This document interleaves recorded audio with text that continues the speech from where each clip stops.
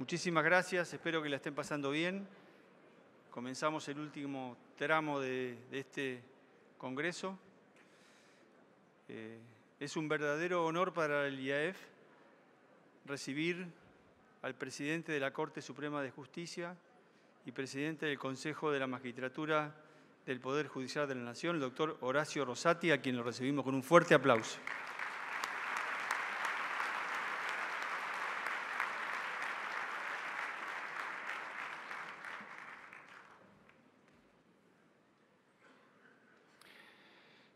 Buenas tardes. Muchas gracias por la invitación a los organizadores. Para mí es un auténtico orgullo estar ante un auditorio tan calificado. Y teniendo en cuenta justamente la calificación del auditorio, creo que es necesario hablar de nuestra norma fundamental,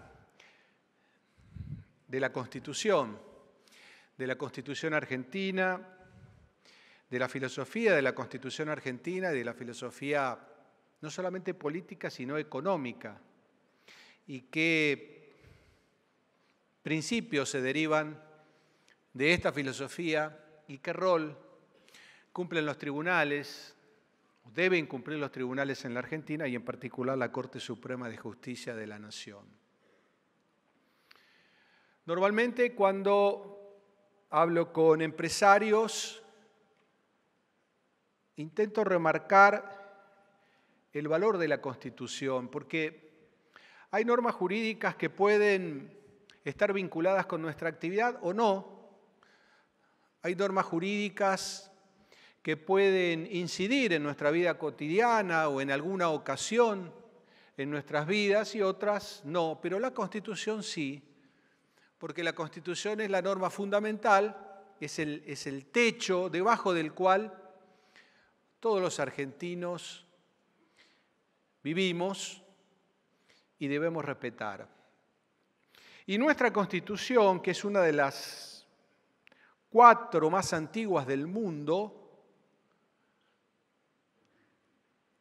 inspirada en gran medida en la Constitución Federal Norteamericana de 1787, nuestra Constitución decía que arranca en 1853-60, surge con un espíritu, ha tenido reformas a través del tiempo, la última se están cumpliendo 30 años por estos días, en la que me tocó ser convencional constituyente, la reforma de 1994, ha ido agregándole capítulos, artículos, pero tratando de respetar siempre la fisonomía original de nuestro texto del siglo XIX. Y esa fisonomía se proyecta en una filosofía política. Siempre me gusta remarcar el contenido del artículo 19, un artículo que todos deberíamos conocer, tal vez el artículo escrito en muy pocos renglones que expresa un criterio de relación entre el individuo, la sociedad y el Estado con una notable maestría y sencillez. Es el que nos dice que las acciones privadas de los hombres que no ofendan al orden, a la moral pública ni perjudiquen a un tercero están exentas de la autoridad de los magistrados, solo reservadas a Dios. Quiere decir que no todo está juridizado en nuestras vidas. Quiere decir que hay un mundo para el cual el derecho nada debe decir. El derecho no debe meterse. Cuando la Constitución dice los magistrados, está pensando no solamente en los jueces, en los hombres de la política institucionalizada y también en los jueces. Solo reservadas a Dios, dice, en el sentido de liberadas a un aspecto espiritual, ajena a la autoridad de los magistrados. No todo lo que hacemos, lo hacemos porque el derecho lo permite, porque hay un ámbito al que el derecho no llega. Nuestros hobbies, nuestras amistades, nuestras relaciones, en principio no deben estar alcanzadas por el derecho. Pero hay un mundo que sí está alcanzado por el derecho, el que tiene que ver con la convivencia, el que pretende garantizar la convivencia pacífica, armónica. Y ahí es donde rige la segunda parte del artículo 19. Nadie está obligado a hacer lo que la ley no manda ni privado de lo que ella no prohíbe. La regla es la permisión, la excepción es la prohibición. La regla es la permisión, la excepción es la prohibición. Y entonces en este mundo en el que sí rige el derecho, tenemos conductas prohibidas, tenemos conductas permitidas, tenemos conductas obligadas. En algunos casos, el mandato jurídico es la expresión también de un mandato moral. No matar a otro. Un mandato moral que también se expresa en el orden jurídico, estableciendo una sanción para quien lo hace.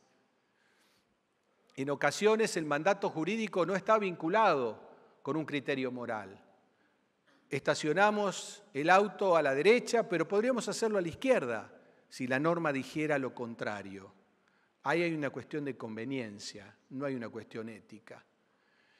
Esta es la filosofía política de la relación individuo-sociedad-Estado que surge del artículo 19 de la Constitución,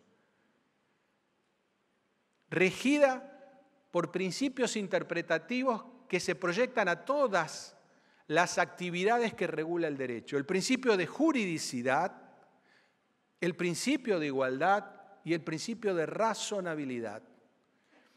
Por el principio de juridicidad, sabemos que cuando estamos obligados a algo o no podemos hacer algo, es porque el derecho debe decirlo con toda claridad. Por aquello de que el principio es la permisión y la excepción es la prohibición. Y esto se ve muy claro en materia penal y en materia tributaria. El principio de legalidad, el principio de juridicidad. El principio de igualdad hace no que tratemos igual a todos los habitantes del país, sino que tratemos igual a todos aquellos que están en las mismas condiciones, en las mismas circunstancias. Por eso, la Corte Suprema de Justicia ha dicho desde antaño que es posible crear categorías en la población siempre que estas categorías no encierren un criterio discriminatorio, hostil o persecutorio. Por eso hay categorías de contribuyentes, por ejemplo.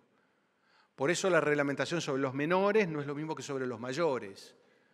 Por eso hay criterios de vulnerabilidad que son más amigables con este sector de la población que con el resto. Y por fin tenemos el principio de razonabilidad, el que establece la vinculación entre medios y fin, y que impone un gradualismo en su aplicación. Porque yo puedo lograr el mismo resultado por distintos caminos, y lo importante es que logre el resultado buscado sobre la base del menor sacrificio posible en términos de derechos y libertades. A esto apunta el principio de razonabilidad. Y también, para nosotros los jueces, el principio de razonabilidad significa, entre otras cosas, que debemos descalificar las situaciones que generan un contexto de abuso de una parte con relación a la otra o resultados absurdos. Hace pocas semanas la Corte descalificó una sentencia, en el caso Oliva, que establecía por aplicación automática de un criterio de actualización una resultante exorbitante que prácticamente significaba el quebranto de la empresa involucrada. Entonces también hay que evitar que en la concreción de la aplicación automática de una norma el resultado sea extremadamente disvalioso. Pero también la Constitución tiene, decíamos, una filosofía económica que se ha mantenido a través del tiempo, con matices, por supuesto, porque la reforma del 94 estableció matices No podía ser de otra manera, habían pasado mucho más de 100 años desde la sanción de la Constitución originaria respecto del texto del siglo XIX. Pero el criterio económico básico es el mismo. La Constitución argentina, en lo atinente al sistema económico, adhiere al capitalismo. De esto no hay duda. ¿Qué queremos decir cuando decimos capitalismo en términos de derecho constitucional? 3 cosas. Respeto de la propiedad privada, artículo 14, inviolabilidad de la propiedad privada, artículo 17. Queremos decir respeto a la iniciativa de los particulares sin perjuicio de un rol que puede ser más o menos ordenador del Estado, artículo 19 que acabamos de citar de la Constitución, entre tantos otros, y competencia.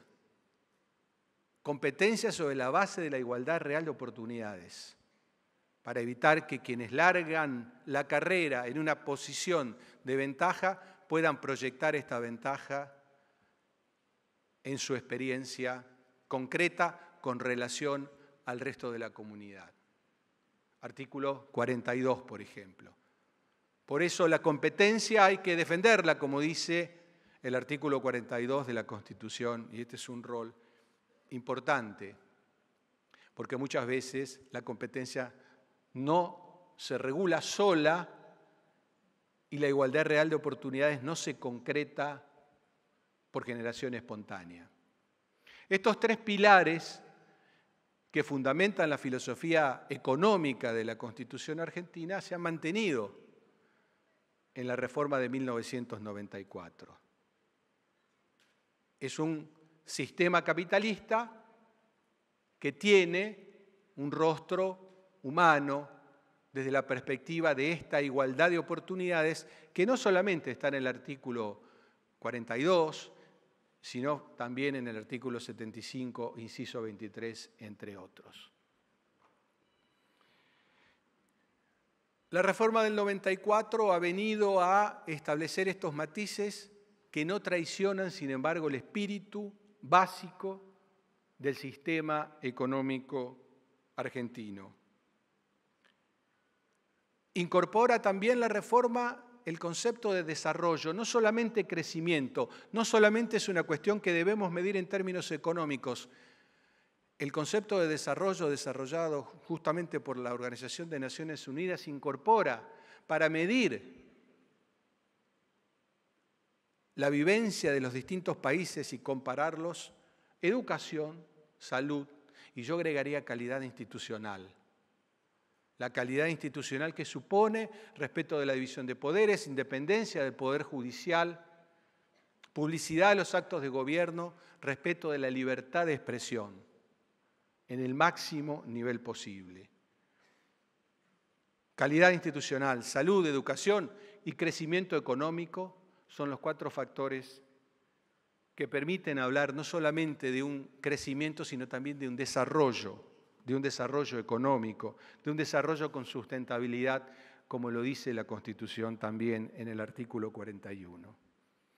Ese Estado que en la Constitución, en tanto república, establece la división de poderes, le asigna a la justicia un rol específico.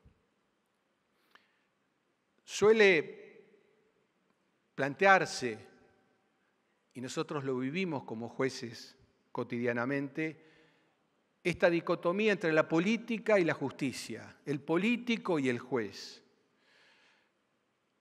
Siempre digo, yo he sido ministro de Justicia, es decir, que he estado en un lado del mostrador y ahora soy presidente de la Corte, estoy en el otro lado del mostrador. Y debo decir que es casi natural que exista una tensión entre las dos funciones. Una tensión que si es llevada con inteligencia, debe ser una complementación, porque cada uno hace lo suyo. El político normalmente plantea cambios, el juez suele ser más conservador porque mira la norma jurídica que está vigente. Los tiempos suelen ser distintos. El juez mira un conflicto como una patología, como si fuera un médico. que tiene que resolver para volver al orden, entre comillas, orden jurídico. El político ve el conflicto como algo normal, natural, no como una patología, sino como un síntoma de salud de la sociedad en la que le toca participar. Son percepciones diferentes. El político tiene un amplio abanico de posibilidades para tomar decisiones. La Constitución y su ideología. Y dentro de ella puede, entonces, proyectar sus leyes, sus decretos, sus criterios. El juez no. El juez tiene la norma, tiene un espectro mucho menor para manejarse, para moverse. No puede ser un libre pensador, no puede manejarse en términos de ideología, tiene que manejarse en términos del orden jurídico, que le establece límites muy concretos. Es cierto que una norma puede interpretarse de más de una manera, pero es un giro de 5 grados para un lado, de 5 grados para el otro. No es un giro de 180 grados, no lo puede hacer. En el siglo XVIII se pensaba que el juez era un ventrílocuo que solamente debía decir las palabras de la ley, recitarlas. Hoy sabemos que esto es más complejo, que una misma norma puede tener más de una interpretación, pero lo que no debe caer el juez es en el otro extremo, el de ser un libre pensador. Interpretar de cualquier forma la norma. Y para eso finalmente está la Corte Suprema de Justicia, que iguala, que establece el criterio, iguala la jurisprudencia, que establece el criterio rector, que dice esto debe ser interpretado de esta manera.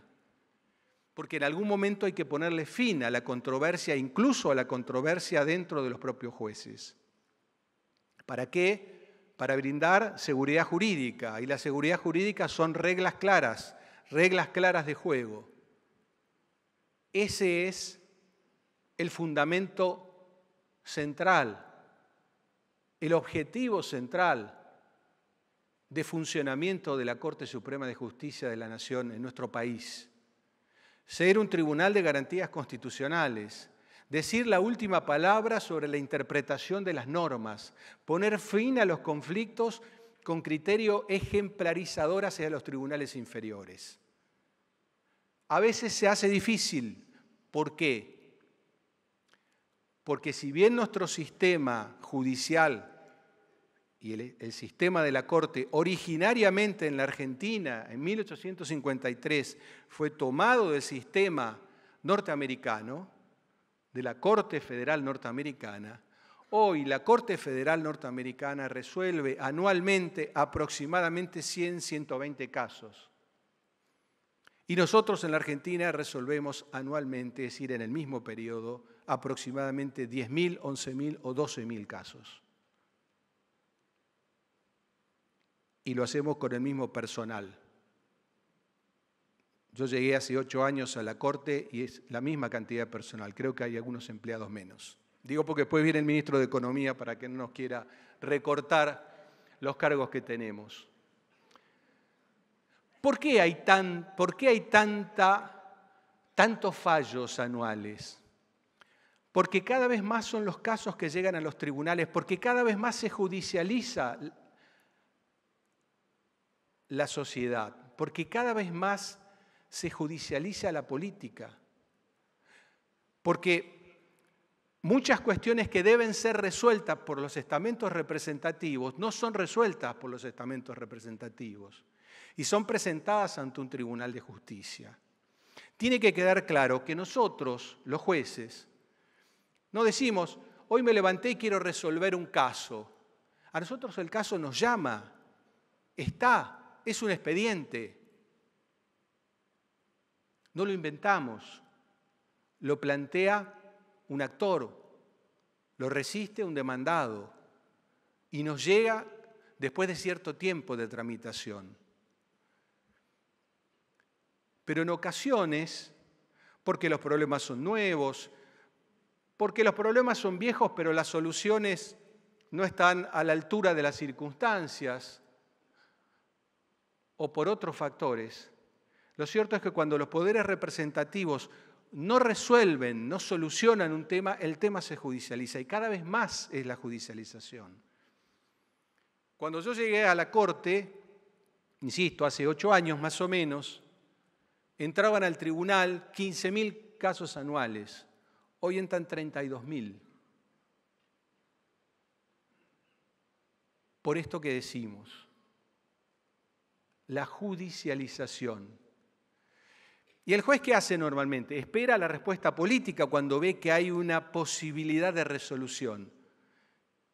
Y cuando ve que esta posibilidad de resolución ya no existe, entonces interviene y toma una decisión y falla el caso concreto. Son múltiples los ejemplos a partir de los cuales uno puede decir, primero estuvo el fallo judicial y después estuvo la respuesta política de una ley. Por ejemplo, el divorcio vincular. Primero hubo un fallo de la Corte, después vino la ley. Por ejemplo, la interrupción voluntaria del embarazo. Primero hubo un fallo de la Corte, después vino una ley. Entonces es importante que se entienda esto. Que el juez no debe reemplazar al político, que el juez no debe reemplazar al representante del pueblo, pero que si el representante del pueblo no actúa y el juez tiene un caso que debe resolver, pues entonces debe resolverlo.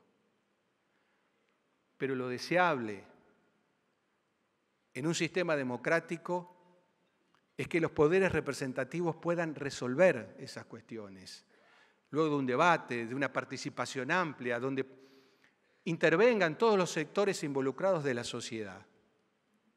Si no, es una mayoría de 3 personas en la Corte la que toman la decisión.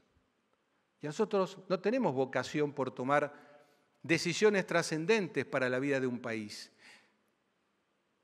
cuando esto es cometido de los poderes representativos. Porque la mayoría, insisto, es 3.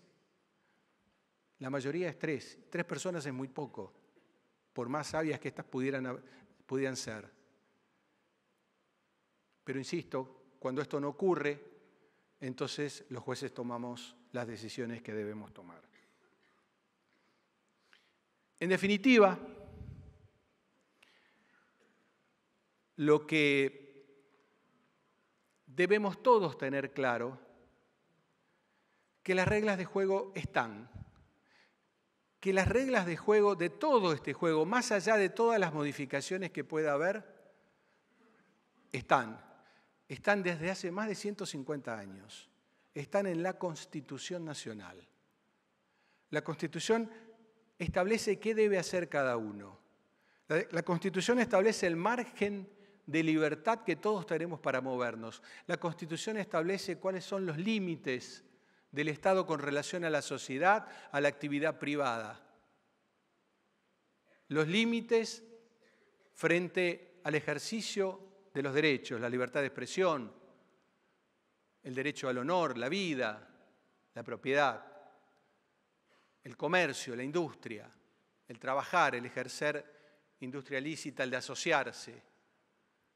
Y frente al conflicto, frente a la interpretación plural, heterogénea, que pueda hacerse de una cuestión, para eso está finalmente el tribunal.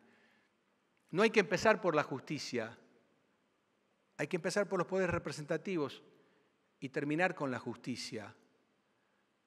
Los jueces no queremos reemplazar a la política. A veces se nos dice que sí, que eso es lo que hacemos.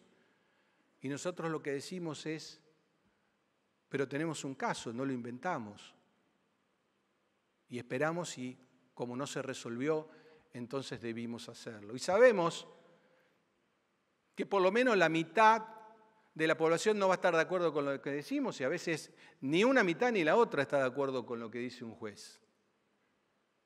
Insisto, debemos tener como norte nosotros una norma jurídica a la que ajustarnos. Y si la norma jurídica a la que nos tenemos que ajustar no es la que nos satisface, entonces hay que cambiar esa norma jurídica. Eso es lo importante. Pero lo que está fijo es la Constitución. El techo que nos guarece a todos nosotros es la Constitución. Creo que ese es el mensaje que todos tenemos que tener. Cualquiera sea nuestra profesión, cualquiera sea nuestra actividad, cualquiera sea nuestra edad, cualquiera sea nuestra condición social, todos tenemos que estar por debajo de la Constitución. Y yo creo que si estamos todos por debajo de la Constitución, el progreso, el desarrollo, las inversiones van a ser mucho más fáciles, van a fluir.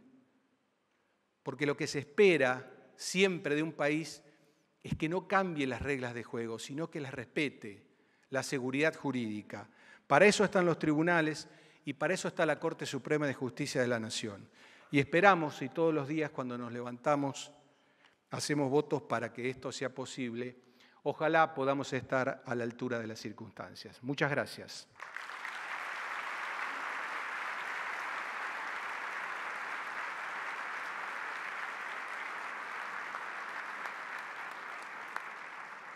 Bueno, ahora convocamos a José del Río y seguimos adelante con el Congreso. Acá está José.